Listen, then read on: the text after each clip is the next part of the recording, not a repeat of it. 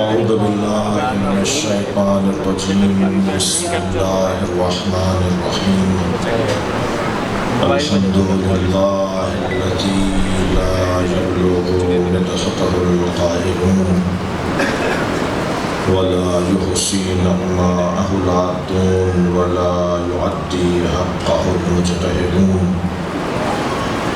التي ليس لصفته حد محدود ولا نعت موجود ولا وقت معدود ولا أجل ممدود فطر الخلائق بقدرته ونشر الرياح برحمته الصلاة والسلام على الرسول المسدد المصطفى الأمجد المحمود الأحمد سيدنا ومولانا ومولى الكونين جد الحسن والحسين وعاني أبا القاسم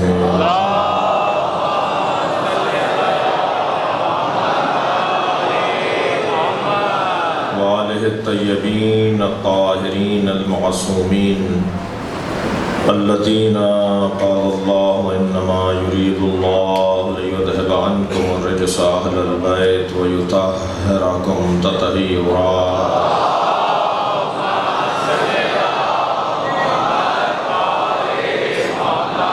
ولعنة الله عليهم أجمعين من يوم عداوتهم إلى قيام يوم الدين أما بعد قال الحكيم في قرآن الكريم بسم الله الرحمن الرحيم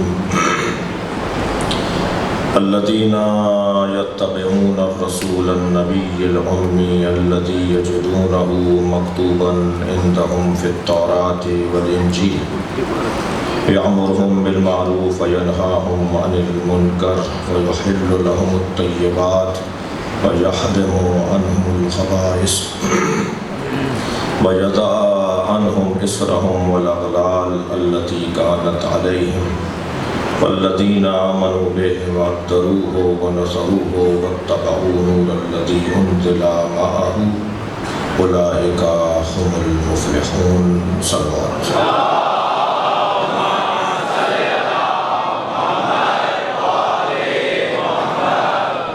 حاجات کی برابری اور خاص حاجتوں کے لیے جو کہا گیا ہے، بیماروں کی شفایابی، بے روزگاروں کا روزگار، بے اولادوں کے لیے اولاد، مسافروں کے لیے منزل، ناداروں کے لیے آسانیاں، بے گھروں کے لیے سائبان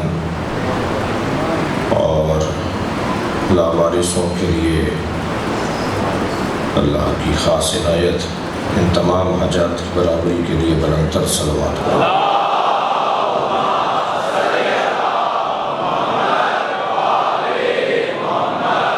سورہ مبارکہ اعراف کی 157ویں آیت، اللہ اپنے اس کلام میں مصطفیٰ سرکار کی عظمت کو بیان کر رہا ہے۔ الذین یتبعون الرسول النبی الامی، جو لوگ اتباع کرتے ہیں میرے رسول کی، میرے نبی کی، اور امی یعنی اصلی جیسا تھا ویسے ہی کی، جو مجھ سے پڑھ کر آیا، جو میرا شاگرد ہے، جو اس کی اتباع کرتے ہیں۔ قرآن مجید میں اطاعت مصطفیٰ کی آیت بھی موجود ہے اور اتباع نبی کی بھی ہے۔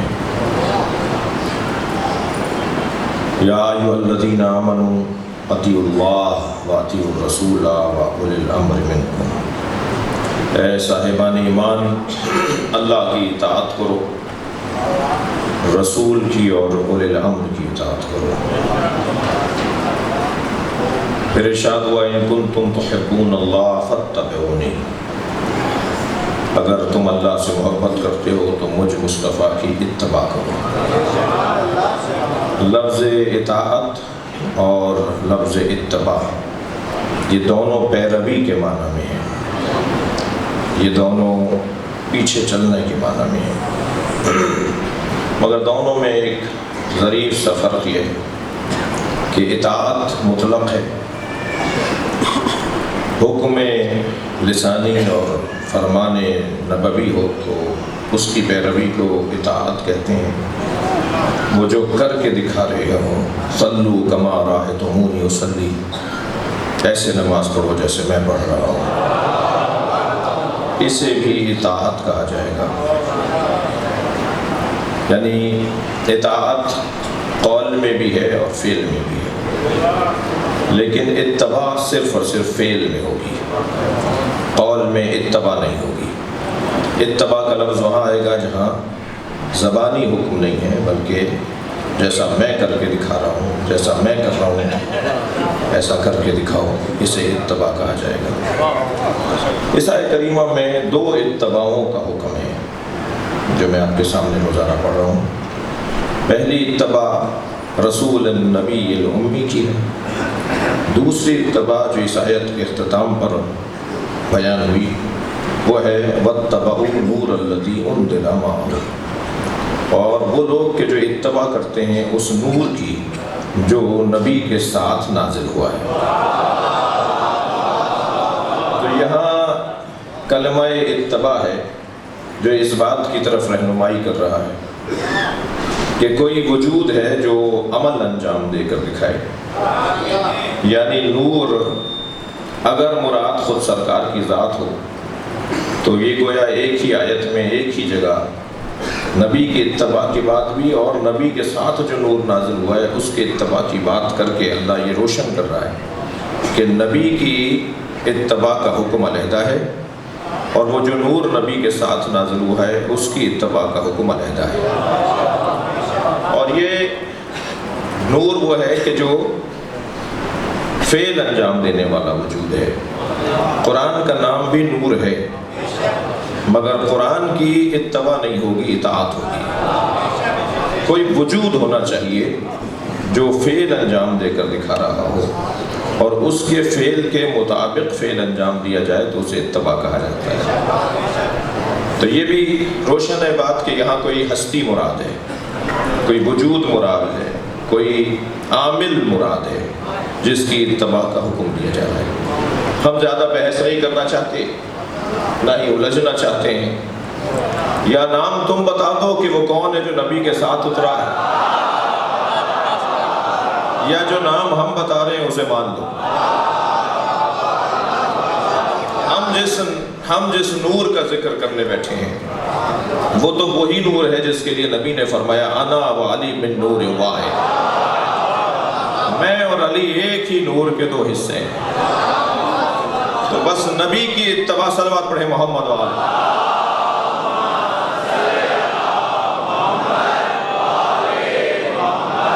نبی کی اتباع اور نبی کے ساتھ نازل ہونے والے نور کی اتباع حکم الہی ہے۔ یاد رہے اللہ اس کی اتباع کا حکم نہیں دے گا جس کی زندگی میں ایک لمحہ بھی معصیت کا آتا ہو۔ اس لیے کہ ایک جانب حکم یہ ہے کہ خبردار میرے حکم اور میرے امر سے اور معروف سے دور نہ ہونا، دوسری جانب اتباع اس کی کروائی جا رہی ہے جس کی زندگی میں کوئی ایک لمحہ گزر رکھتا ہو جو قابل عمل نہ ہو۔ تو میں میں لفظ بہتر کر کے کہہ دوں کہ اتباع نبی کی ہو یا نبی کے ساتھ نازل ہونے والے نور کی ہو، ان دونوں ہستیوں کو معصوم ماننا ضروری ہے، ورنہ اتباع مطلق مجاز ہی نہیں ہے، جائز ہی نہیں ہے، ٹھیک ہی نہیں ہے۔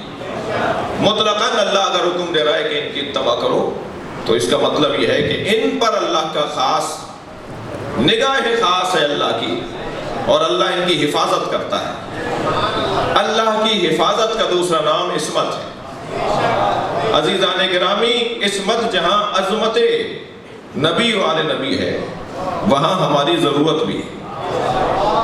اگر عصمت اہل بیت کے قائل ہم نہیں ہوں گے تو پھر یہ یقین نہیں رہ پائے گا کہ جیسا دین تھا ویسا ہی رہا، دین جیسا تھا ویسے ہی رہنے کے لیے امین ہاتھوں کی ضرورت ہے، اور وہ جو امانت ہے ہاتھوں کی اسی کو عصمت کہا جاتا ہے۔ میں ایک فورم پر بیٹھا تھا، ایک مفتی مفتی صاحب مجھ سے کہنے لگے کہ آپ اہل بیت کی عصمت کے قائل ہیں۔ ابھی پچھلے دنوں جو آپ نے پاکستان میں دیکھا کہ کیا ہوا، کہا جی محفوظ عن الخطا تو ہے بی بی مگر معصومہ نہیں ہے۔ میں ان سے کہتا ہوں کہ ذرا اپنے علمی خطوط کو بہتر کرو۔ جو محفوظ عن الخطا ہو اس کی شدت حفاظت کو ہی عصمت کہا جاتا ہے جی۔ عملی دنیا میں کوئی فرق نہیں ہے، اصطلاحوں میں فرق ضرور علماء نے اور علماء علم کلام نے بیان کیا ہے، مگر عملی دنیا میں کوئی فرق نہیں ہے۔ معصوم کہیں یا محفوظ عن الخطا کہیں، عمل میں دونوں میں کوئی فرق نہیں۔ معصوم بھی محفوظ عن الخطا ہوتا ہے اور محفوظ عن الخطا بھی محفوظ عن الخطا ہوتا ہے، جس کی زندگی میں خطا نہ ہو۔ تو بھائی یا صبح کی بات تمہاری صحیح ہے یا شام کی صحیح ہے؟ تم صبح تو کہہ رہے تھے کہ بی بی خطا پر تھیں، شام کو کہہ رہے ہو محفوظ عن الخطا ہے، تو پہلے طے کر لو کہ تمہارا نظریہ کیا ہے۔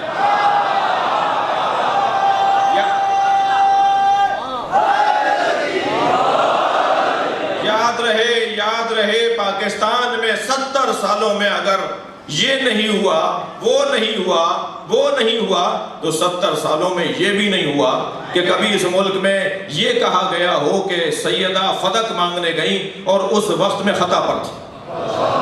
یہ بھی نہیں ہوا کبھی اس ملک میں، یہ بھی پہلے کبھی نہیں ہوا۔ توجہ چاہوں گا، مجھے بات پوری کرنے دیجیے گا۔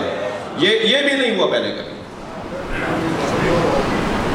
میں تو یہاں بھی اللہ کا شکر ادا کرتا ہوں کہ 70 سالوں تک کہتے رہے کہ یہ واقعہ گھڑا ہوا ہے۔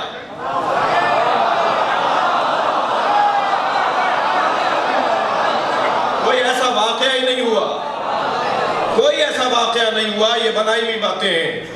کون سا فدق، کون سا مطالبہ، کون سا خطبہ؟ میں اللہ کا شکر ادا کر رہا ہوں کہ چہروں سے نقابیں اتر رہی ہیں۔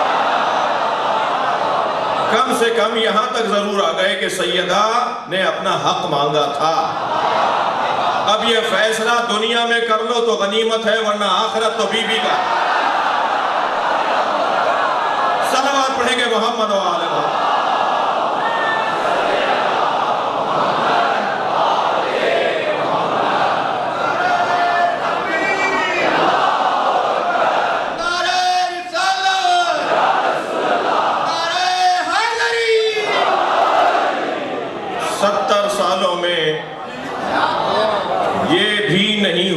کہ سیاست فلاں زندہ باد کا نعرہ لگا۔ 70 سالوں میں بہت کچھ نہیں ہوا۔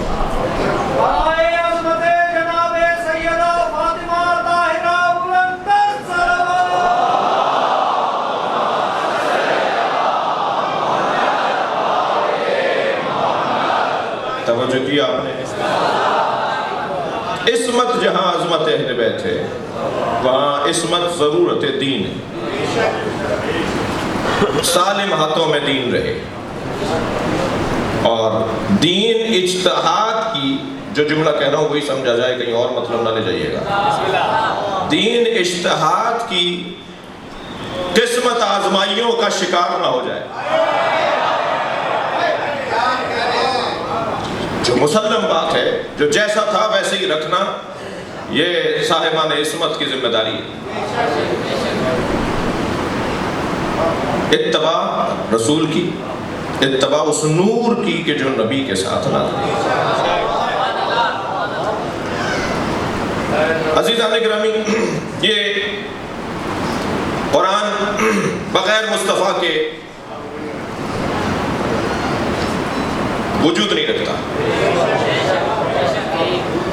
جی۔ قرآن بغیر سرکار دو جہاں کے وجود نہیں رکھتا۔ میں اپنے لفظوں کو روشن کروں، مولانا اللہ جب اپنے علم کو کاغذوں پر اتارتا ہے تو اسے قرآن نام دیتا ہے۔ جب اللہ اپنے علم کو پیکر میں ڈھالتا ہے تو محمد نام دیتا ہے۔ صلوات پڑھیں گے محمد مصطفیٰ کی ذات۔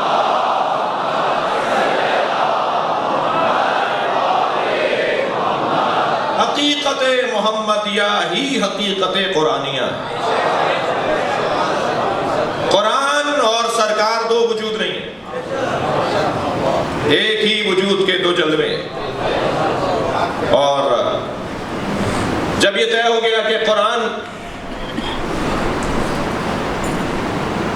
حقیقت قرآنیہ اور حقیقت محمدیہ ایک ہی وجود کے دو جلوے ہیں،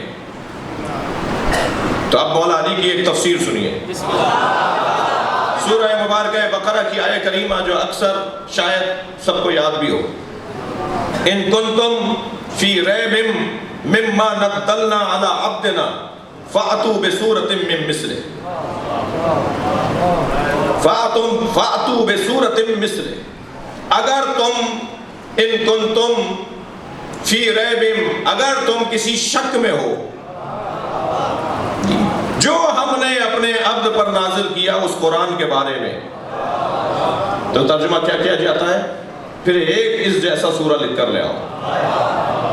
میرے مولا علی فرماتے ہیں، دقت چاہوں گا، میرے مولا علی فرماتے ہیں یہ جو فَأْتُوا بِسُورَةٍ مِّن مِّثْلِهِ ہے، پھر ایک ایسا سورہ لکھ کر لے آؤ، اس سے مراد سورہ قرآنی نہیں ہے، بلکہ اللہ ارشاد فرما رہا ہے ان کنتم فی ریب مما نزلنا علی عبدنا، اگر تم شک میں ہو کہ یہ جو اللہ نے اپنے عبد پر نازل کیا اس کے بارے میں شک میں ہو، تو میرے محمد جیسا کوئی بندہ لے آؤ۔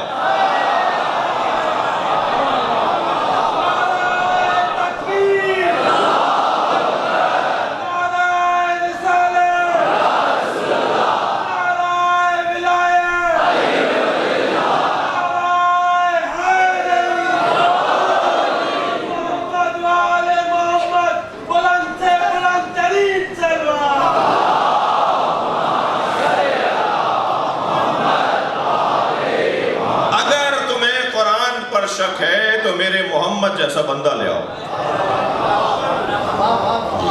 یعنی شک ہو رہا ہے قرآن پر، یہ کہہ رہے ہیں محمد جیسا کوئی بندہ لے آؤ، لے آؤ پھر کوئی اور جس پہ میں نے قرآن نازل کیا ہے۔ اللہ یہ بتانا چاہتا ہے جو قرآن ہے وہی محمد ہے، جو محمد ہے وہی قرآن ہے۔ اب وہ مصطفیٰ دیکھیں، یہ آیت کریمہ جو میں نے لی اگرچہ طویل آیت ہے، پہلے والے حصے میں اتباع رسول نبی امی کا حکم ہے، دوسرے اور آخری حصے کے اندر ہے وَاتَّبَعُوا نُورَ الَّذِي أُنزِلَ مَعَهُ، اس نور کی اتباع جو نبی کے ساتھ نازل ہوا ہے۔ تو اب ایک دوسرے کی اتباع کی دعوت دے گا اور پہلا دوسرے کی اتباع کی دعوت دے گا، اس لیے کہ رسول نبی امی کی اتباع اس کی اتباع ہے جو اس کے ساتھ نازل ہوا ہے، اور اس کی اتباع جو نور نازل ہوا ہے وہ اتباع حقیقت میں اس کی ہے جو رسول نبی امی ہے۔ اب آیہ کریمہ سبا سورہ مبارکہ سبا کی آیت سنیے، ارشاد ہو رہا ہے قل، اے میرے حبیب کہہ دیجئے انما آئیتکم بواحدہ، میں تمہیں صرف ایک نصیحت کرتا ہوں۔ اچھا، اللہ اپنے نبی سے کہلوا رہا ہے، قرآن 6000 سے زیادہ آیات پر مشتمل کلام، اتنے ہزاروں آیات کے اندر نصیحت ایک ہی۔ ہم نے تو بہت ساری نصیحتیں قرآن میں دیکھی ہیں جی، نماز پڑھنے سے لے کر زکوٰۃ دینے تک، کسی پر زیادتی نہ کرو، کسی پہ ظلم نہ کرو، اونچی آواز میں بات نہ کرو، وَلَا تَنَابَزُوا بِالْأَلْقَابِ، اور کسی کو نام نہ رکھو جی، کسی کے بگڑے ہوئے نام نہ رکھو، اور خبردار ایک دوسرے کو ایسے آوازیں نہ لگاؤ، اور خبردار میرے نبی کے دربار اخلاقیات بیان ہو رہے ہیں، شریعت کے احکامات بیان ہو رہے ہیں جی، ذاتی امور کو کی اصلاح کی جا رہی ہے، ہزاروں کی تعداد میں نصیحتیں ہیں، مگر اس آیت میں اللہ کیا کہہ رہا ہے انما اعظکم بواحدہ، میں تمہیں صرف ایک نصیحت کرتا ہوں، اور اللہ بھی نہیں، قل تم کہہ دو۔ اللہ اپنے نبی سے کہہ رہا ہے تم کہہ دو، اور نبی بھی کہہ رہے ہیں تم کہہ دو۔ یہ ہے دیانت اور عصمت مصطفیٰ کہ اللہ نے قرآن کا حصہ اگر قل بنا دیا تو یہ بھی قل بولیں گے، میں قاف اور لام بھی کم نہیں کروں گا، جبکہ یہ مجھ سے کہا تھا اللہ نے تو مجھ سے نبی سے کہا نا قل تم کہہ دو، تو پھر آگے آپ اس کے بعد والی آیت کو بیان کر دیتے، لیکن جہاں قل کہا وہاں قل کہا۔ جی اگر نبی اپنی حدیث کو آیت کہہ دیتے اور آیت کو حدیث کہہ دیتے تو آپ میں مجھ میں جرأت تھی کہ ہم کہتے کہ یہ آیت نہیں ہے یہ حدیث ہے اور یہ حدیث نہیں ہے یہ آیت ہے؟ جو نبی کہتے ہیں وہی اللہ کا کلام.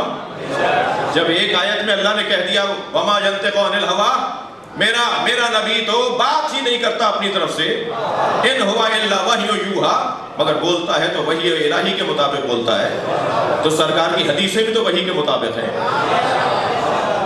تو نبی اپنے اقوال کو آیت کہہ دیتے اور آیت کو اپنے اقوال میں ڈال دیتے. لیکن نہیں عزیزان گرامی، نبی نے کہا یہ اللہ کا قول، نبی نے کہا یہ میرا قول. ہیں دونوں نظارت پروردگار، ہیں دونوں اللہ کی نگاہ میں، مگر آیت کو آیت رکھا، حدیث کو حدیث رکھا. عزیزان گرامی، جو اپنے عمل میں اتنا عادل ہو کہ وہ ایک قاف اور لام بھی اپنی طرف سے کم اور زیادہ نہ کر رہا ہو، وہ نظام الہی کے اندر کیسے خلل آنے دے گا؟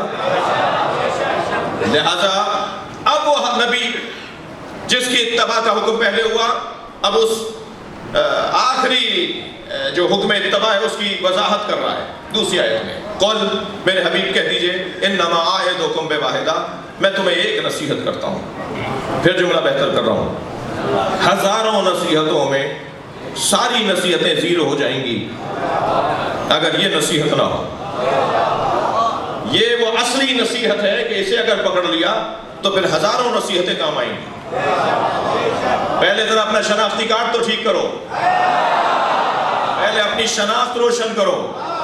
جی 0 0 0 لگاتے چلے جائیے. 200 لکھ دیجیے، 0 سارے 0، 0 جمع 0. اور جب ہزاروں زیرو کے آگے ایک لگا دیں گے تو ان سارے زیرو کی قیمت بن جائے گی. وہ ایک لے کر آؤ. وہ ایک کیا ہے؟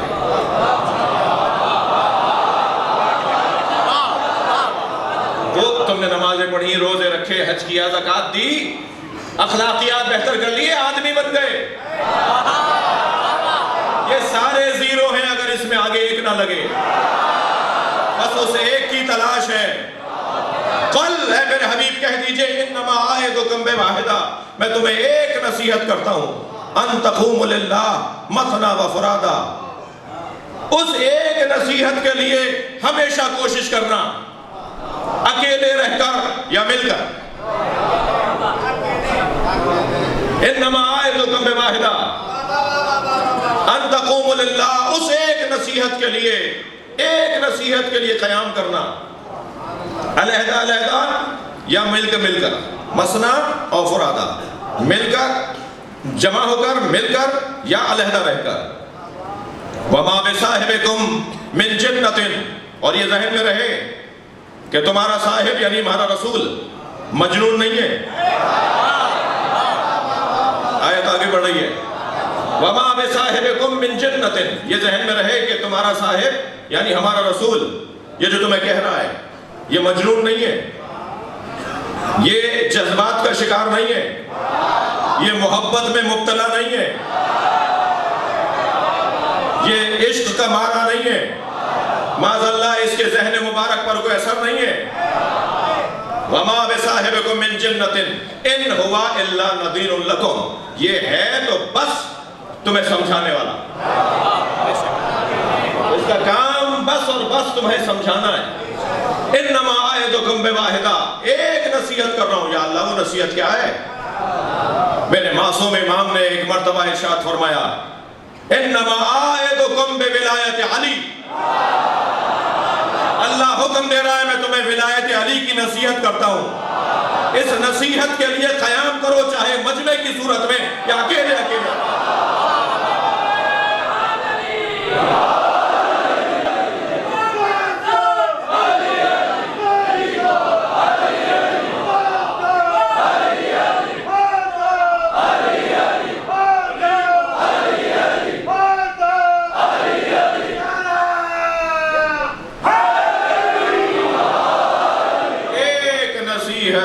ولایت علی، علی کو اپنا حاکم مانو، پھر نماز پڑھو گے تو کام آئے گی، پھر روزہ رکھو گے تو کام آئے گی، حج پہ جاؤ گے تو اس کا ثواب ملے گا.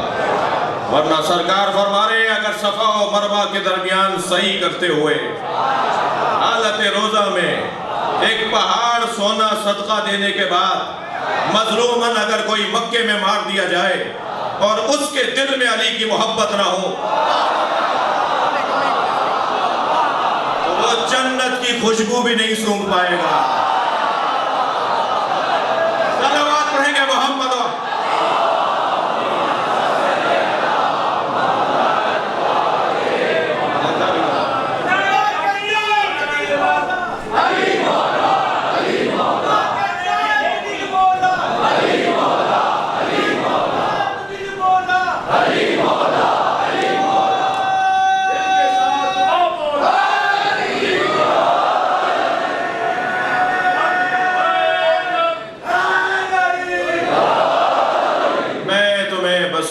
نصیحت کرتا ہوں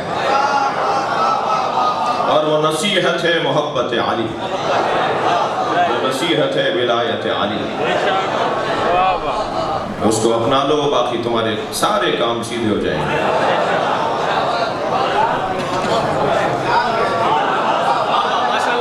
یہ سینکڑوں زیرو کے آگے ایک، اس وقت قیمتی ہو جائیں گے سارے زیرو اگر اس کے آگے ایک ولایت علی ہو. انما آیتکم بواحدہ آیتکم بولایت علی.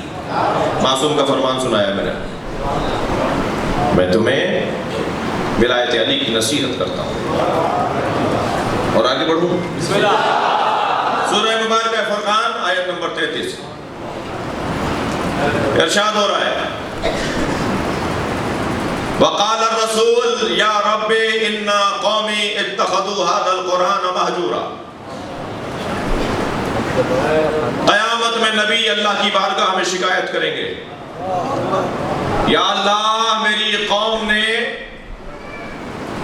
ترجمہ جو ہوتا ہے پہلے وہ سن لیجئے پھر میں عرض کروں گا اپنا طالب علمانہ لہجہ.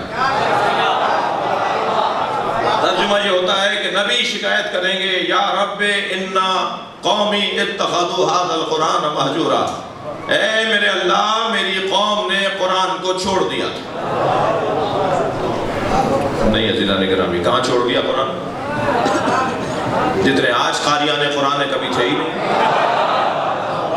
جتنے آج حافظان قرآن ماضی میں نہیں تھے. نبی مکرم کی جب رحلت ہوئی تو 2 لاکھ سے زیادہ صحابہ کرام نہیں تھے،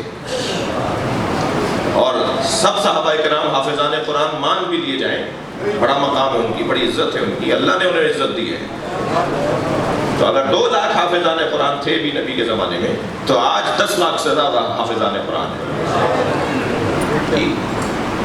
بلکہ میں نے 10 لاکھ کم کے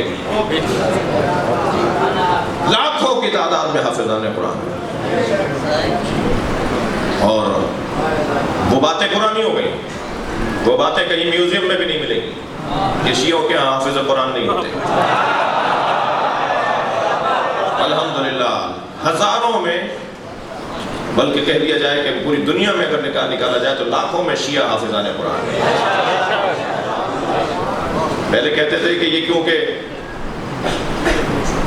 انہیں بددعا ہے اس لیے قرآن حفظ نہیں ہوتا ہے. تو الحمدللہ لاکھوں کی تعداد میں حافظان. اللہ مغفرت فرمائے جنید جمشید کی، طیارہ حادثے میں جو رحلت فرما گئے. ایک رسانے کے نشریات کے اندر ہم ان کے ساتھ تھے. ماہ رمضان یا محرم کا پروگرام تھا، کوئی ایام تھے. اسے کہنے لگے کہ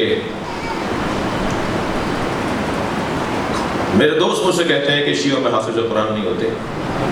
تو مجھے یقین نہیں آ رہا تھا، تو میں نے سوچا آج آپ آئیں گے تو آپ سے پوچھوں. میں نے کہا جی آپ نے مہربانی فرمائی کہ مجھے سے پوچھ لیا.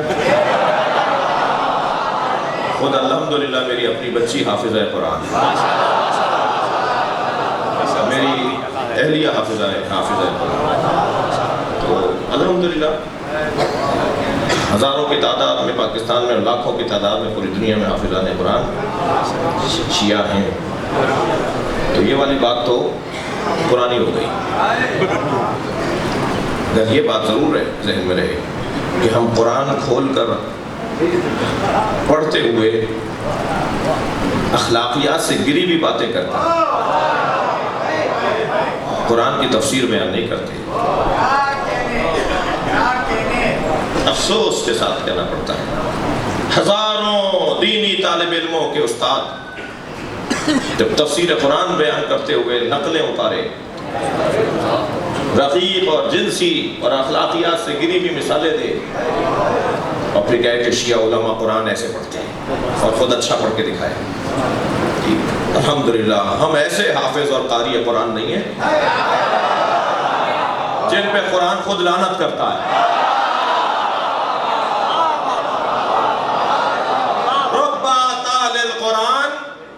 حدیث سنا رہا ہوں، کتنے ہی قاریان قرآن اور تلاوت قرآن کرنے والے ہیں.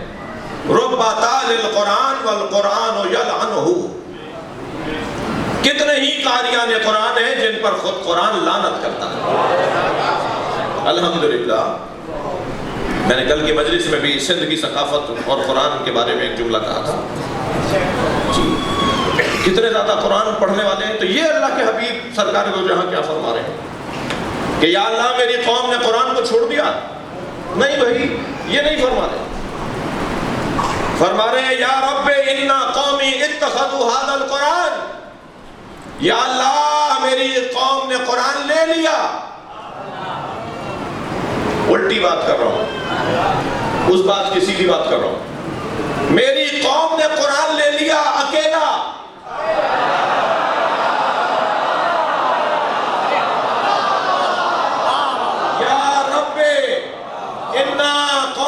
اتخذوا هذا القرآن مہجورا، میری قوم نے قرآن اکیلا لے لیا.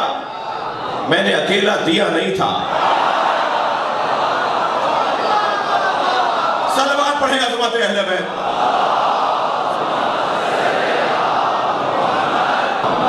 مہجور کہتے ہیں تنہائی، ہجر، ہجران، تنہائی.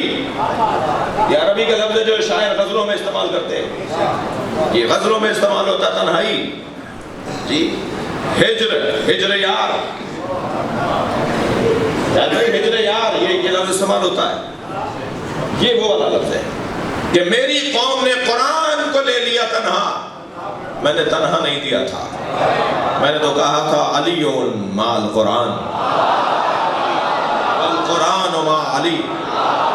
علی قرآن کے ساتھ ہے، قرآن علی کے ساتھ ہے. میں نے تو قرآن علی کے ساتھ دیا تھا، انہوں نے اکیلا قرآن لے لیا.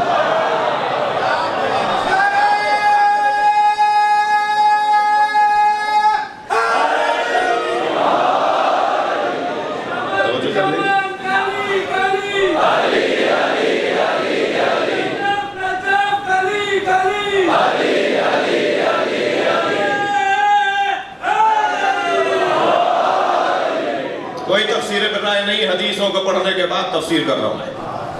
ائمہ کی تعلیمات کی روشنی میں تفسیر قرآن بیان ہو رہی ہے.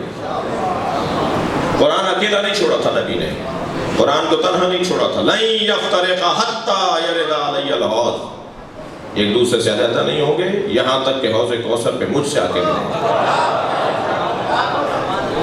ممکن ہے کوئی کہے کہ مولانا آپ نے بہت بڑی بات کر دی، ہم نے کب اہل بیت کو چھوڑ دیا؟ ہم بھی محبت کرتے ہیں،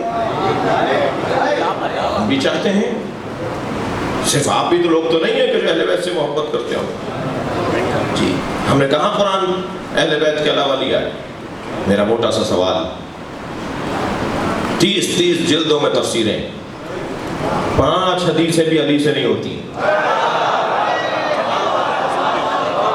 30 جلدوں میں تفسیریں، 5 حدیثیں بھی سیدہ سے نہیں ہوتی. لمبی مطول تفسیریں جو بڑے کارنامے ہیں علمی دنیا میں، مگر 5 حدیثیں بھی امام حسن اور امام حسین سے نہیں ہوتی. تو پھر کہاں قرآن کی تفسیر تم نے اہل بیت سے لی ہے؟ میں مناظرہ نہیں پڑھ رہا، ورنہ میں جاتا کہ جن سے آپ نے تفسیر لی ہے ان کا حال تو رضی اللہ تعالیٰ عنہ نہیں تھا.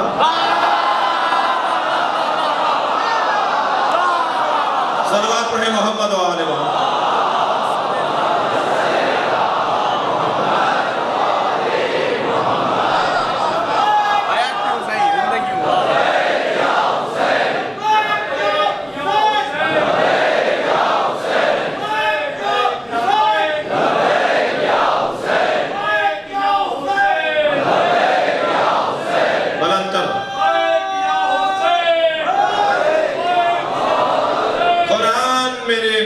نبی نے اہل بیت کے ساتھ دیا ہے، اور مولا علی کے بغیر قرآن سمجھنا نبی نہیں چاہتے۔ قرآن وہ لوگ کہ جو علی تمہیں دے، لہذا پوری حکومتوں کی طرف سے دینی مدارس کی تشکیل اور تعمیر و تاسیس، اور اس میں قرآن کی تفسیر بیان ہو رہی ہے۔ میں تاریخ کی بات کر رہا ہوں جی، میرے دور کے ایک بہت معتبر ایک متقن شخصیت وہ یہ کہتی ہوئی نظر آتی ہے کہ ہم نے اہل بیت کے ساتھ ظلم کیا۔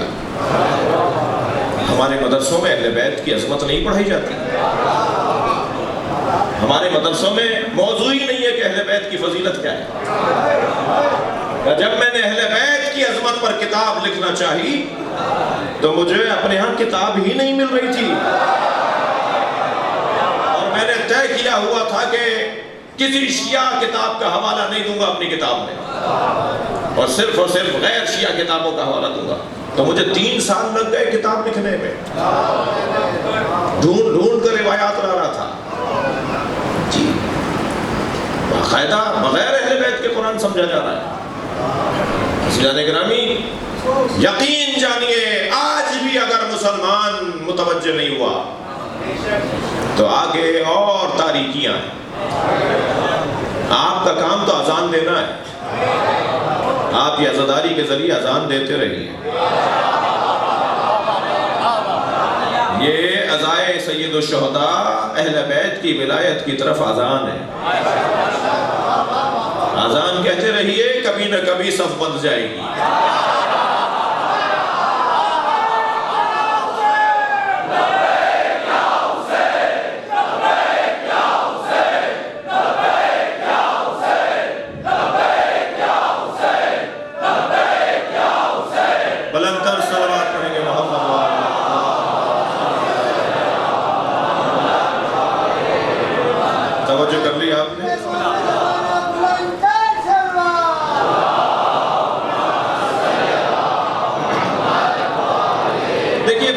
سمجھتے ہیں کہ وہ سمجھ رہے ہیں،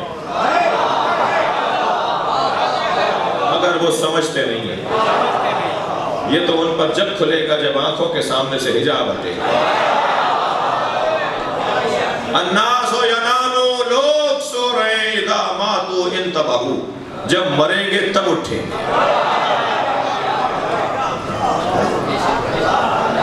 یہ آنکھیں کھول کے سو رہے ہیں، یہ چلتے پھرتے سو رہے ہیں، ان کے سامنے چیزیں انہیں نظر نہیں آ رہی، سو رہے ہیں۔ یہ آنکھیں بند ہوں گی تو دل کی آنکھیں کھلیں گی، مگر اس وقت تک دیر ہو چکی ہے۔ کیا کر رہے ہیں آپ بھائی؟ ہزاروں کی تعداد میں آپ یہ حیدرآباد کا یہ خمسہ اور پچھلی مجالس جو مختلف علماء کرام نے پڑھی، اور پورے پاکستان میں جو بھرپور شرکت ہے، آپ سن رہے ہیں اس کو۔ یہ آپ کا آنا، یہ آپ کا بیٹھنا، یہ سننا میرا اپنا کام ہے، آپ کا اپنا کام ہے۔ ڈیوٹیاں دونوں دے رہے ہیں، نوکر دونوں ہیں، اور الحمدللہ حسن یہ ہے کہ مجلس میں ہر مزاج کا بندہ بیٹھا ہے، کوئی دروازہ کسی کے لیے بند نہیں ہے۔ اور میرے بھائی، میرے عزیز برادران اہل سنت بڑی تعداد میں بیٹھے ہیں، ہماری جان ہے، توجہ ہے۔ عزیزان گرامی، بہت سے لوگ سمجھتے ہیں کہ ہم سمجھ رہے ہیں، وہ سمجھ نہیں رہے ہوتے ہیں۔ میری اور آپ کی بات تو کوئی بات ہی نہیں ہے۔ بعض لوگ اتنا نافہمی میں بافہم تھے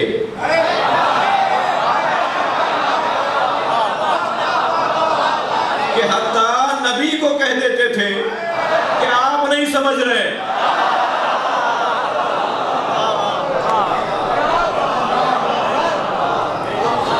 جنگ حنین غنیمت سرکار نے تقسیم کیا. جب سرکار نے مال غنیمت تقسیم کر دیا تو ایک شخص قریب آ کر کہتا ہے ما عدلتا یا رسول اللہ، یا رسول اللہ آپ نے آج عدالت نہیں کی. اللہ اکبر. آپ نے دیکھا ایسے لوگ بھی ہیں. مولا علی جا رہے ہیں جنگ نہروان پر، ایک شخص کہتا ہے آپ کا ستارہ گردش میں، آپ جنگ ہار جائیں گے. ایسے لوگ ہیں. ایک شخص امام رضا کے پاس آ کے کہتا ہے ظلم کے خلاف قیام کرنا واجب ہے یا نہیں؟ حضرت نے فرمایا واجب ہے. کہتا ہے پھر آپ کیوں نہیں کرتے؟ دیکھ لیا آپ نے؟ ایسے 50 مثالیں مل جائیں گی تاریخ میں جو یہ جانتے نہیں کہ ان کی حدیں کیا ہیں. عزیزان گرامی، گزارش کروں گا اپنی قوم کے اندر، ہماری اپنی قوم کے اندر بعض دوستوں سے جو اپنے ذہن میں جو انہوں نے صحیح عقیدہ اپنے مطابق بنایا ہوا ہے اور جو اس پر پورا نہیں اترتے، انہیں کبھی وہ کچھ کہتے ہیں، کبھی کچھ کہتے ہیں، کبھی پوسٹیں بنا دیتے ہیں. مجھے تو خوشی ہو رہی ہے کبھی غیر مجھے گالی دے رہا ہے اور کبھی اپنے میری تصویر پہ کراس کر کے مجھے کہہ رہے ہیں کہ نام کا شہنشاہ نہیں ہونا چاہیے، عقیدے کا شہنشاہ ہونا چاہیے. الحمدللہ مجھے تمہیں نہیں بتانا کہ میرا عقیدہ کیا ہے.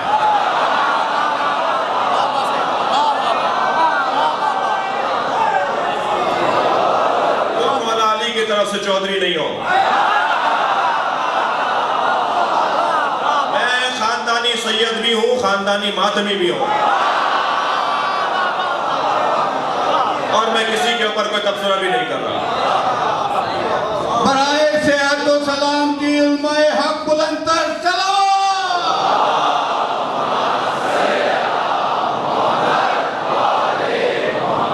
میں ان سے ہمدردی میں، پیار میں، محبت میں بات کر رہا ہوں کہ ان رویوں سے باہر آؤ، ان طریقوں سے باہر آؤ. وہاں وہ گالیاں دے رہا ہے، کبھی چوک پہ، کبھی مدرسے پہ بیٹھ کے، اور یہاں یہ ماشاءاللہ محبتیں کر رہے ہیں. مجھے فرق نہیں پڑ رہا، لیکن ماحول اس سے خراب ہوگا. چار میرے بھی تو محبت کرنے والے ہیں. میں خدا کے واسطے اپنے محبت کرنے والوں سے کہوں گا جواب نہ دینا، گزر جاؤ. میں آپ سے کہہ رہا ہوں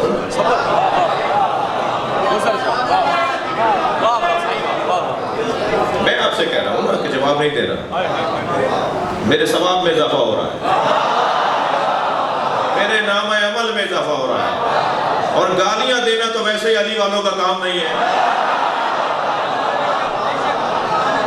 دور بدل گیا ہے، خدا کے واسطے اپنے رویے بدلو، قریب لاؤ ایک دوسرے کو. اگر تم نے مجھ سے پیار سے بات کرنی ہوتی تو کیا معلوم تمہارے مطابق میں تمہارا ہو جاتا، تمہارے دماغ کے مطابق. کہتے ہیں باہر کے ملاؤں کے ایجنٹ، باہر کے ملاؤں کے ایجنٹ. مولا علی بھی پاکستان میں پیدا نہیں ہوئے تھے. مولا علی بھی مکے میں خانہ کعبہ میں ولادت ہوئی ہے. کوئی ایک امام بتاؤ جو بر صغیر میں آیا ہو، انہی کے نمائندے تو آئیں گا.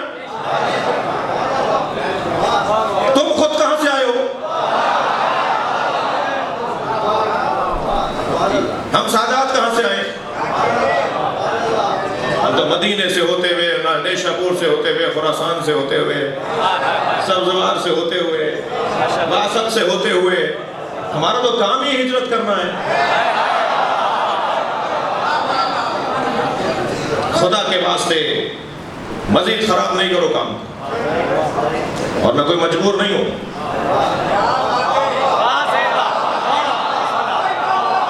اپنے رویے بہتر کرنے کی ضرورت ہے، اپنے رویے بہتر کرنے کی ضرورت ہے. کسی کو اس کا کوئی فائدہ نہیں ہے. پیار بڑھائیے، محبت بڑھائیے. اپنوں کو تو اپنا بنائیے، غیروں کو بھی اپنا بنائیے. یہ کون سا ہنر ہے کہ اپنوں بھی خوبی غیر بنا رہے ہیں، اور غیر تو غیر ہے. نہیں، اچھی باتیں نہیں ہیں یہ۔ ایسے لوگ بھی ہیں جو اپنی حدوں کو نہیں پہچانتے۔ مسئلہ ہی سارا میری قوم میں اور بالعموم پاکستان اور بالعموم مسلمانوں میں مسئلہ یہ ہے کہ ہر شخص اگر اپنی حدوں کو پہچاننے لگے تو مسئلے حل ہو جائیں۔ مجھ سے پہلے جو میرے بھائی نے سلام پڑھا، ان کی حد یہ اگر اپنے سلام میں اپنے مصروں میں شرعی مسئلے بتانے لگے اور کہیں مجھے کسی سے پوچھنے کی بھی ضرورت نہیں ہے، تو کہیں نہ کہیں یہ چوک کھا جائیں گے، ڈنڈی کھا جائیں گے، معاف کیجیے گا، ان کو مسئلہ ہو جائے گا۔ میرے بھی ایک حد ہے، ہماری بھی ایک حد ہے، ہر شخص کی ایک حد ہے۔ جن کی حد ہمیں پتہ نہیں ہے انہیں محمد اور آل محمد کہا جاتا ہے، وہ جانے اور اللہ جانے۔ بلا حد ولا ضد ولا ند، صرف اللہ کی ذات۔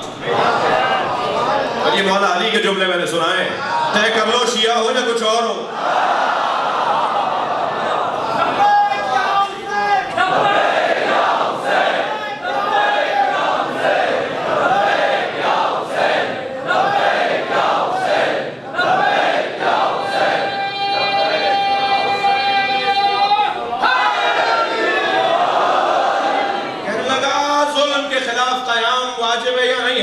واجب ہے، کہنا پھر آپ کیوں نہیں کرتے؟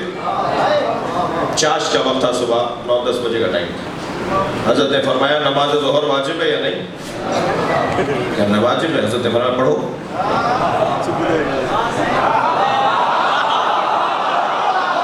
کہنے لگا ابھی وقت نہیں آیا۔ حضرت نے فرمایا یہی تمہارا جواب ہے،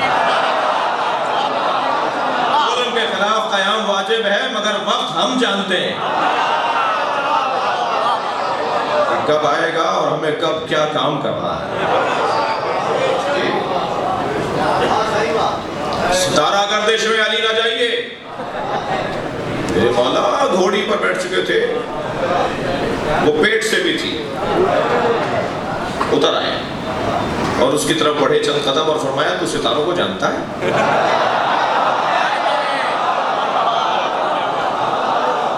کہنے لگا میرا کام صرف ستارہ شناسی ہے، منجم ہوں۔ حضرت نے فرمایا بتا وہ کون سا ستارہ جب اپنی جگہ سے حرکت کرتا ہے تو بلیوں پر فلاں کیفیت طاری ہوتی ہے؟ منہ لٹک گیا۔ اردو میں مجلس پڑھ رہا ہوں، منہ لٹک گیا۔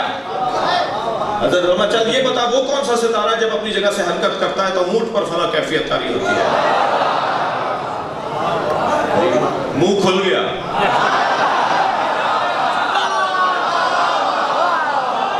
حضرت نے فرمایا تو ستاروں کی بات کر رہا تھا، بتا میری گھوڑی کے سم کے نیچے کیا ہے؟ نہیں پتا۔ حضرت نے فرمایا چل بتا میری گھوڑی کے شکم میں نر ہے یا مادہ، یہ بتا۔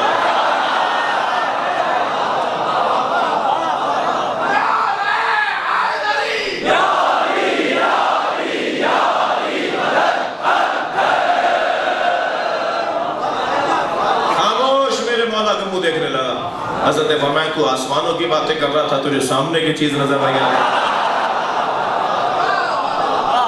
سن میں جس جنگ پہ جا رہا ہوں، سن میں جس جنگ پر جا رہا ہوں، میں نے اتنی کامیاب جنگ لڑی نہیں۔ میں جانے سے پہلے تجھے بتا دیتا ہوں میرے 10 نہیں مریں گے، ان کے 10 نہیں بچیں گے۔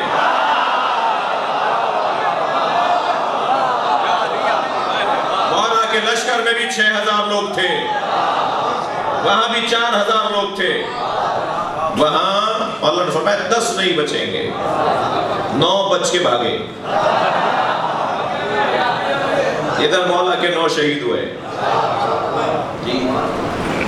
اور ایک شخص نے آواز دے کر کہہ دیا یا علی جو ہمارے شہید ہوں گے ان کے نام وہ بھی بتا دیتا ہوں۔ مولا نے اپنے شہیدوں کے نام بھی بتا دیا اور ان کے بھاگنے والوں کے نام بھی پہلے بتا دیا۔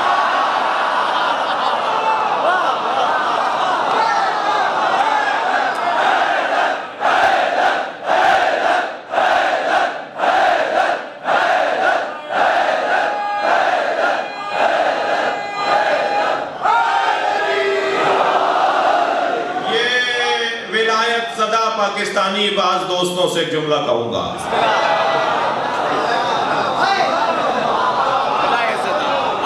مجھے فخر ہے اور اللہ کا شکر ادا کرتا ہوں، پاکستان میں جتنے میرے بیان میں حیدر حیدر کے نعرے لگ رہے ہیں کسی کے نہیں لگ رہے ہیں۔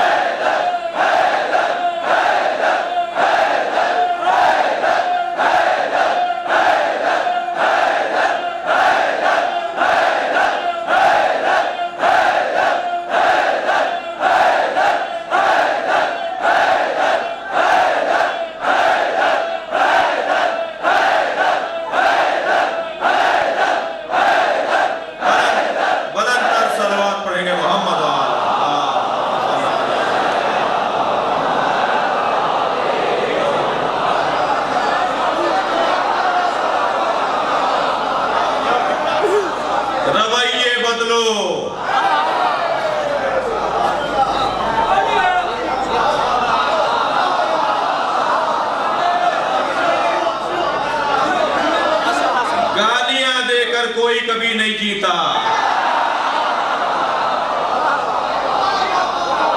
میں تم سے محبت کر رہا ہوں، میں اپنے ماحول سے محبت کر رہا ہوں، اپنے وطن سے پیار کر رہا ہوں، اپنے صوبے سے پیار کر رہا ہوں۔ توجہ کی میرے مولا نے وہاں کے بھاگنے والوں کے نام بھی بتا دیے، اور جب جنگ جیت کر واپس آئے تو کسی نے کہا مولا چند لوگ بھاگ گئے، حضرت نے فرمایا یہ نسلوں میں سنوں میں ہر کچھ مدت کے بعد میرے چاہنے والوں کا امتحان لینے آتے رہیں گے۔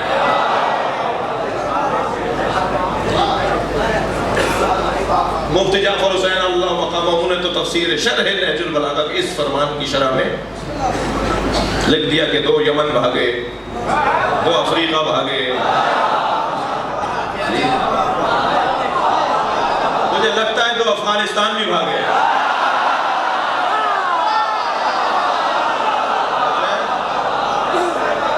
علی کی تلوار سے بچ کے بھاگنے والے۔ مولا فرما گئے کہ ہر کچھ مدت کے بعد یہ خوارج یہ میرے چاہنے والوں کا امتحان لینے آتے رہیں گے، لہذا پاک فوج کے لیے دعا کریں، کام ان کا ہے، ہم اسلحہ نہیں اٹھا سکتے، شرعاً بھی ٹھیک نہیں ہے، قانوناً بھی ٹھیک نہیں ہے، ہم دیکھیں گے ان کی طرف جن کو اسلحہ اللہ نے دے دیا ہے۔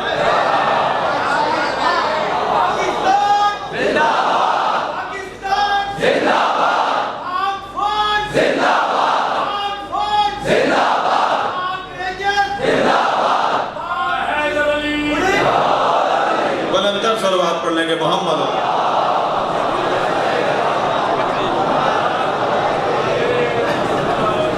توجہ ہے برات کی، پلٹ آئیے جہاں میں تھا، کہنے لگا توجہ چاہوں گا، کہنا ما عدلتا یا رسول اللہ، تھک تو نہیں گئے یا رسول اللہ، آپ نے مال غنیمت تقسیم کرنے میں عدل سے کام نہیں لیا، فغضب غضبا شدیدا وَأَحْمَرَ وَجْهُهُ، سرکار کو چند ہی مرحلوں پر اور موقعوں پر غصہ آیا ہے، ان میں سے ایک جگہ سرکار کے کو غضب شدید غصہ آیا، اور اتنا شدید غصہ تھا سرکار کو اس جملے پر کہ احمر وجهه، سرکار کا چہرہ سرخ ہو گیا، اور پھر فرمایا من یعدل ان لم یعدل اللہ ورسولہ، اگر اللہ اور اللہ کا رسول عادل نہیں ہے تو پھر کون ہے؟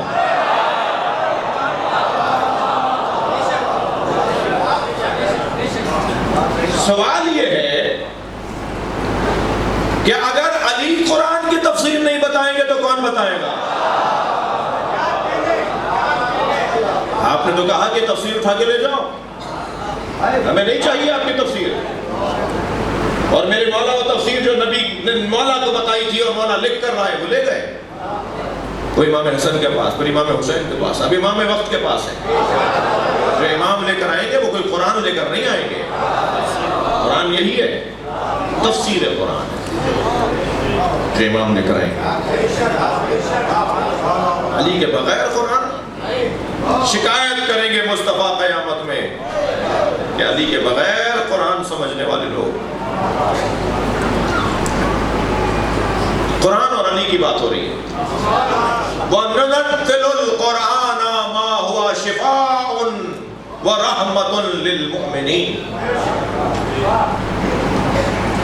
وَلَا يَزِيدُ الظَّالِمِينَ إِلَّا خَسَارًا. یہ پروردگار عالم کا عجیب کلام.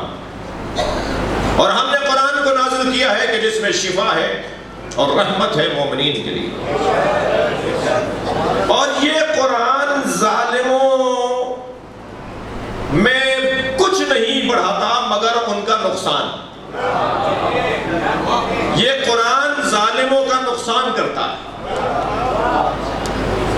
یہ قرآن ظالموں کو نقصان میں ڈالتا ہے. ظالم قرآن پڑھ کر اور نقصان اٹھانے والوں میں سے جائے. وَلَا يَزِيدُ الظَّالِمِينَ إِلَّا خَسَارًا. ظالموں میں اس قرآن سے کچھ نہیں بڑھتا، کچھ نہیں ملتا الا خسارہ، سوائے خسارے. جیسے قرآن مجید ظالم پڑھے تو اس کے ظلم میں اضافہ ہوتا ہے. بھئی قرآن تو ہدایت کے لیے آئی تھی. قرآن ہدایت کے لیے، ہدی للمتقین نہیں ہے، ہدی للناس نہیں ہے. پھر یہ کیا قرآن کہہ رہا ہے؟ میں نے پہلی مجلس میں کہا تھا ایک آیت پڑھ کر عقیدہ بنانے والا بند گلی میں کھڑا ہو جاتا ہے. ایک آیت سے عقیدہ بناؤ گے تو اس آیت کو کیا کرو گے؟ یہ آیت کہہ رہی ہے کہ ظالموں کے نقصان میں اضافہ ہوتا ہے قرآن سے. قرآن ظالموں کے نقصان میں اضافہ کر دیتا ہے.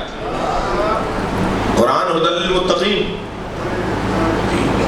پہلے تم اپنا دل پاک کرو، پہلے اپنا من پاک کرو، پہلے ظرف پاک کرو تاکہ پاک مظروف اس میں سما سکے.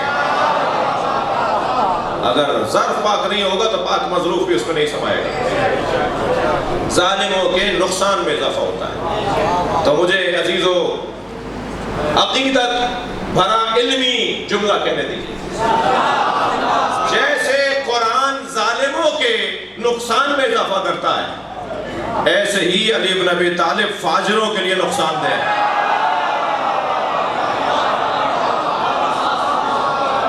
ظالموں کے لیے نقصان دہ. اب مولا علی کی عظمت پر وہ حدیث سن لیجئے. ارشاد ہو رہا ہے سرکار کے بارے میں، اللہ اکبر. میرے مولا علی کے بارے میں ارشاد ہو رہا ہے، السلام علی نعمت اللہ علی الابرار. سلام ہو اس علی پر جو نیکوکاروں پر اللہ کی نعمت. سلام ہو اس علی پر جو نیک لوگوں پر اللہ کی نعمت. وَنِقْمَتِهِ عَلَى الْفُجَّارِ. اور سلام ہو اس علی پر جو فاجروں پر اللہ کا عذاب، جو ظالموں پر اللہ کا عذاب. علی سے کبھی مومن نے بے خیری نہیں دیکھی اور کبھی فاجر و ظالم نے خیر نہیں دیکھا.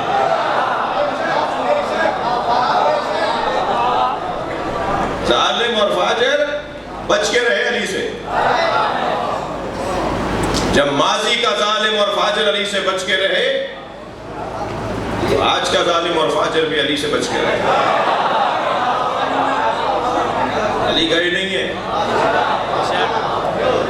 علی گئے نہیں ہے. علی ہمارے درمیان موجود ہے.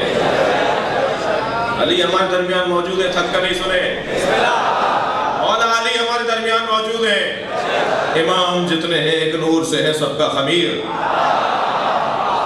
ان میں سبھی محمد صغیر ہو کے کبیر. خیال ہے کہ نظر بندی ہے مصور نے الٹ پلٹ کر دکھائی نہ ہو وہی تصویر. صلوات پڑھے محمد و آل محمد.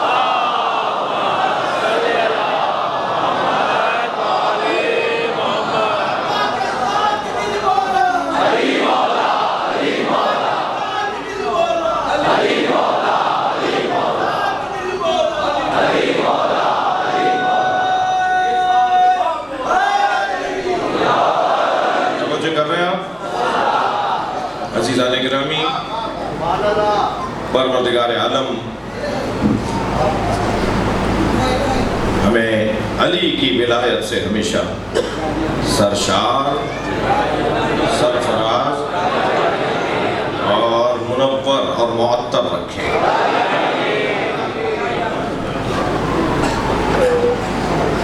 मौला अली को आते देखकर नबी मुस्कुराए,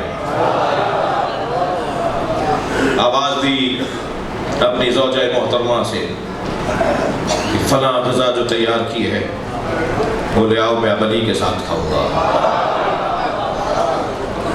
बराबर में बिठाया, प्यार और मोहब्बत का इजहार किया।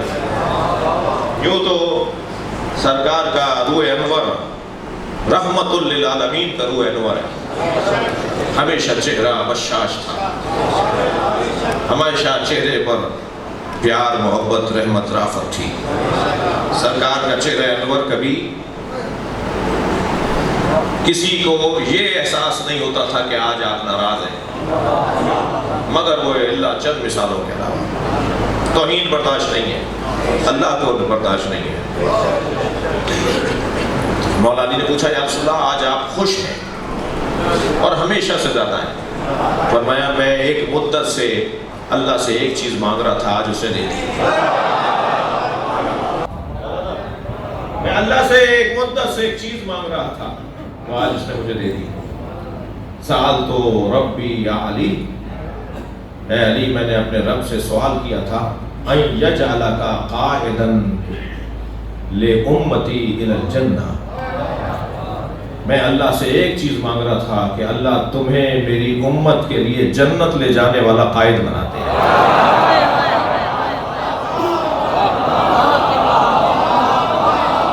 सलावत पढ़ें अज़मत मौला कायनात।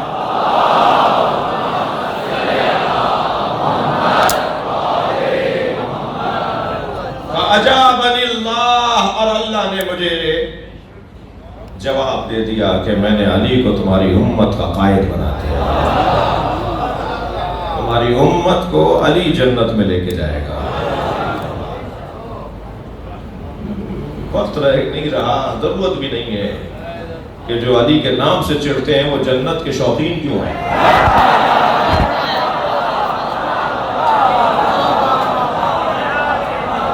मुझे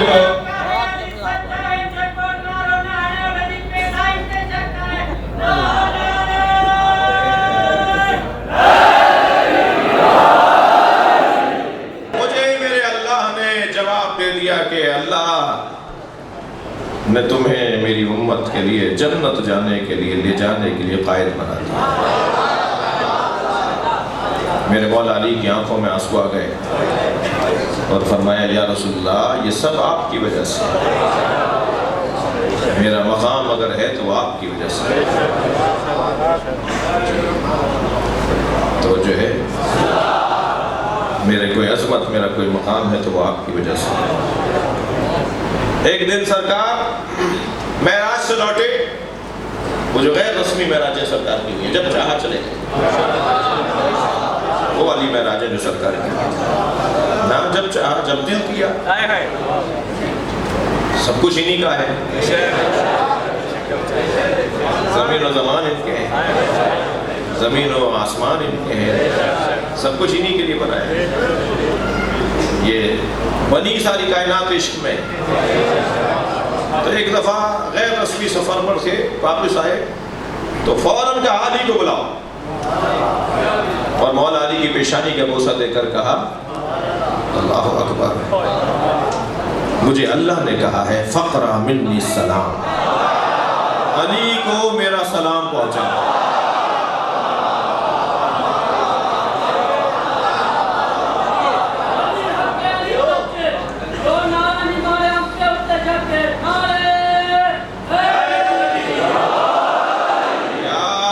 अल्लाह ने तुम्हें सलाम भेजा है।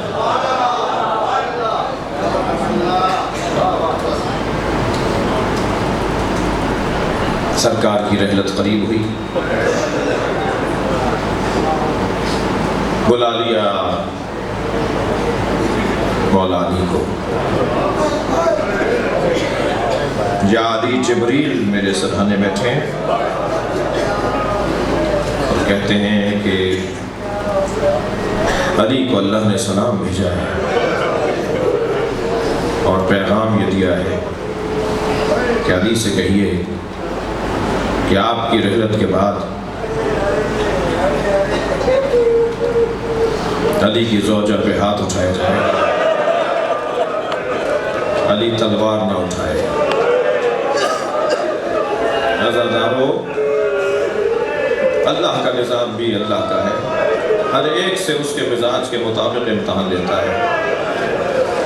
حضرت ابراہیم کے ہاں منت مرادوں سے حضرت اسماعیل کی ولادت ہوئی۔ یہ ابراہیم کا امتحان تھا کہ اسماعیل کے گلے پہ چھری چلا دو۔ حضرت یوسف پانی سے کھولتے تھے، بھائیوں نے کنویں میں پھینک دیا۔ یہ حضرت یوسف کا امتحان تھا۔ سنیں گے، امام حسین کو پیاس ہوتا تھا،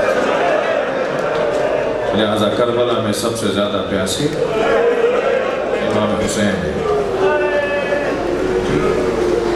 جناب زہرا کے مزاج میں مانگنا نہیں تھا، اپنے بابا سے کچھ نہیں مانگتا تھا۔ اجرکم اللہ، اجرکم اللہ، اپنے شوہر سے کچھ نہیں مانگتی تھی۔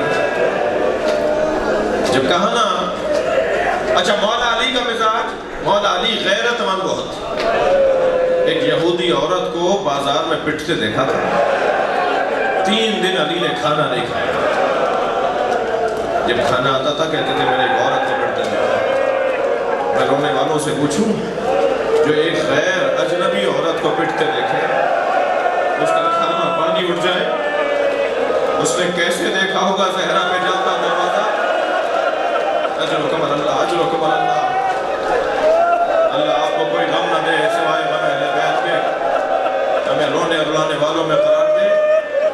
جب مجلس میں بیٹھا کریں تکلف نہ کیا کریں۔ یہ جو رونے کا ماحول ہوتا ہے نا، یہ دعائیں قبول ہونے کا وقت ہے، یہ ہماری قبولیت کا وقت ہے۔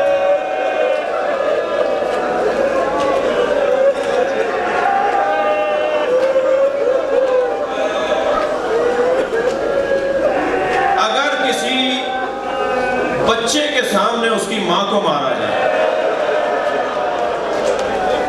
تو بچوں کے اوپر جو اس کا اثر ہوتا ہے، اور اگر کبھی بابا کہے کہ بیٹا کس نے مارا تھا، اور وہ دور سے کہے کس نے مارا تھا، وہ بچہ جب تک موجود رہے گا نا، وہ شخص اس کے ذہن میں رہے گا اس نے میری ماں پہ ہاتھ۔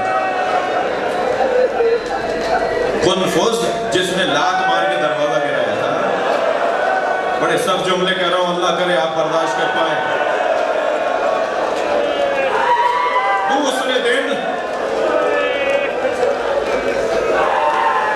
وہ جب ٹیکس جمع کروانے، مالیات جمع کروانے آیا، اسے کہا آج تمہارا یہ مالیات تمہاری معاف ہیں، اور اس سے پیسے نہیں لیے حکومت نے۔ تو مولا کی آنکھوں میں آنسو آ گئے اور وہاں سے اٹھ کے چلے گئے۔ تو پوچھا مولا کے چاہنے والے نے، مولا کوئی واقعہ سامنے آیا، کسی چیز نے آپ کو دکھایا؟ فرمانے کہ تم نے دیکھا آج اس سے پیسے نہیں لیے گئے، یہ انعام تھا زہرا پہ گرتے دروازے کا۔ اجرکم اللہ، اجرکم اللہ، خدا کسی غم میں نہ رلائے سوائے غم اہل بیت میں، رونے رلانے والوں میں قرار دے۔ میرے ایک ملنے والے نے مجھ سے کہا کہ ان کی زوجہ سے شدید اختلاف تھا، روزانہ تکرار ہو رہی تھی، میاں بیوی آپس میں لڑ رہے تھے۔ کہتے لگے ایک دن پھر انہوں نے چپتا ہوا جملہ مجھے کہا، میں نے غصے میں اپنی زوجہ کو تماچا مار دیا۔ کہتے ہیں کہ 2 دن بعد 3 دن بعد مجھے احساس ہوا کہ مجھے مارنا نہیں چاہیے تھا، تو 3 دن بعد میں نے اپنی زوجہ سے معافی مانگی اور میں نے کہا دیکھو مجھ سے غلطی ہو گئی، مجھے مارنا نہیں چاہیے تھا۔ تو میری بیوی کو کہتے ہیں، میری بیوی کہنے لگی آئندہ کبھی ایسا ہو آپ غصے پہ قابو نہ پا رہے ہو تو اتنا ضرور خیال کیجیے گا میرے بچوں کے سامنے نہ مارے۔ جب آپ مار رہے تھے میری بیٹی دیکھ رہی تھی، وہ 3 دن سے بخار میں ہے اور کہتی ہے اماں کو بابا نے مارا۔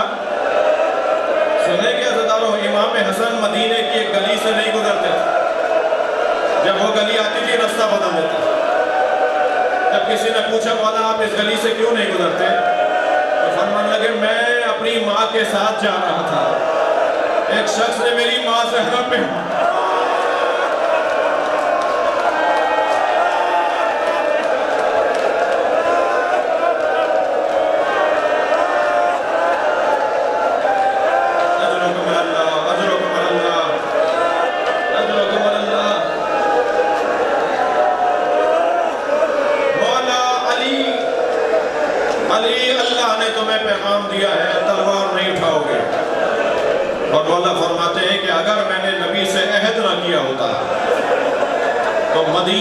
گلیوں کو خون سے رنگین کر دیتا. اجرکم اللہ. جب آپ بے چین ہو کے روتے ہیں نا، میرا دل کہتا ہے کہ میں مولا سجاد کو کہوں، مولا ایک لمحے کے لیے ہماری مجلس میں آ جائے.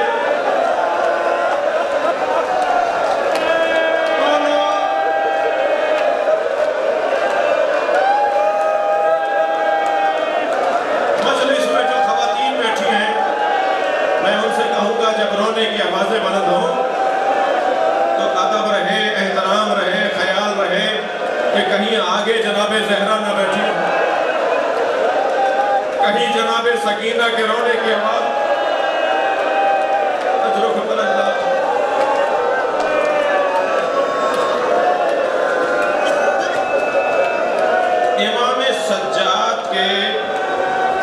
امام سجاد کا امتحان یہ تھا کہ امام سجاد کا بدن مبارک نازنین بدن تھا، نازک بدن تھا. بلا تشبیہ آپ کے ہاتھ، آپ کے پیر یہ بلا تشبیہ روئی کے گالوں سے زیادہ نرم. اکثر سفروں سے لوٹتے تھے تو مولا کو بخار ہو جاتا تھا. بارہا ہوا کہ امام حسین کے ساتھ سفر پر گئے اور جب واپس آئے تو معلوم ہوا کہ زین العابدین کو بخار ہے. اور امام فرماتے تھے کہ ہاں میرا بچہ نازک بدن ہے.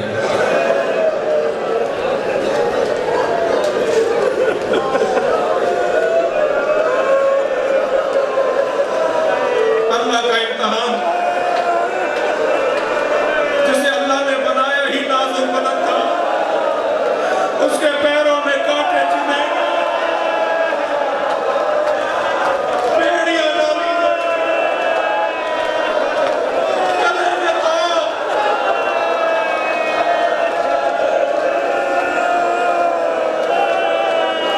اجرکم اللہ، اجرکم اللہ. تسلی کیجئے، تسلی کیجئے، مجھے جلدی نہیں ہے. بعض لوگوں کو میں دیکھ رہا ہوں کہیں کوئی حادثہ نہ ہو جائے.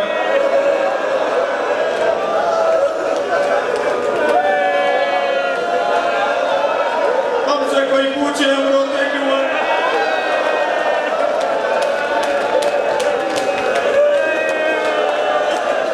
اللہ آپ کی بچیوں کو سالم رکھے،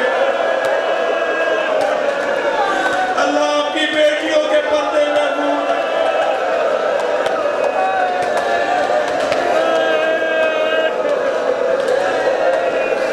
امام سجاد فرماتے چند مصیبتیں میرے ذہن سے نہیں نکلتی.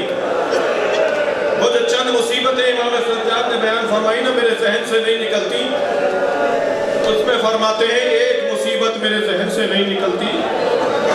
دربار شام تھا، ایک شخص نے میری سکینہ کی طرف اشارہ کیا، میری بہن مجھ سے لپٹ گئی.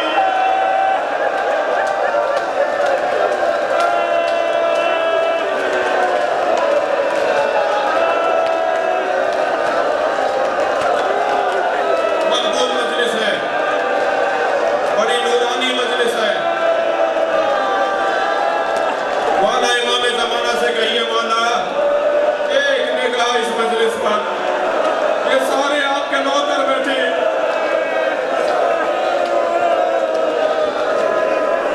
بھیا یہ تو سنا تھا کہ ہمیں اسیر بنایا جائے گا، ہم نے یہ نہیں سنا تھا کہ کنیزی میں بھی مانا ہے.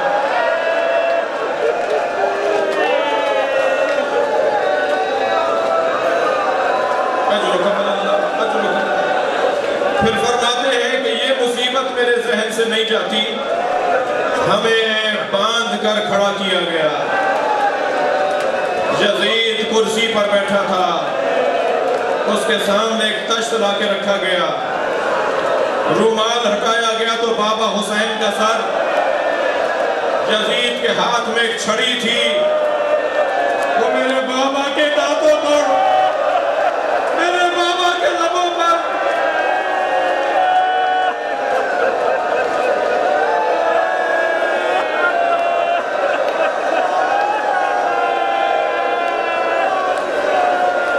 ایک صحابی رسول کھڑے ہو گئے،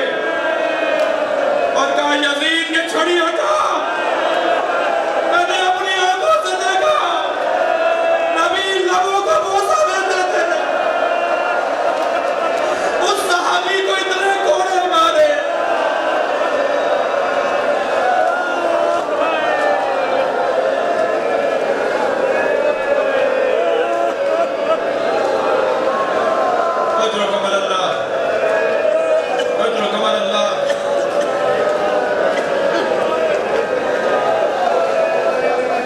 مجلس ہو گئی عزیزانو، اب رو لیے. مجھے صرف ایک ہی مثال دینے دیجئے. میرے پاس صرف کل کی مجلس رہ گئی ہے.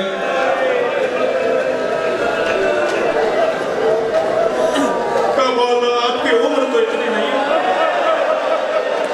مولا آپ پر بڑھاپا کیسا؟ آپ کے بال کیوں سفید ہو گئے؟ مولا آپ کی کمر کیوں خمیدہ ہو گئی؟ تو میرے مولا نے ایک آہ بھر کر کہا، سکینہ کے جنازے نے بوڑھا وہ زندان میں ننھی سے بنی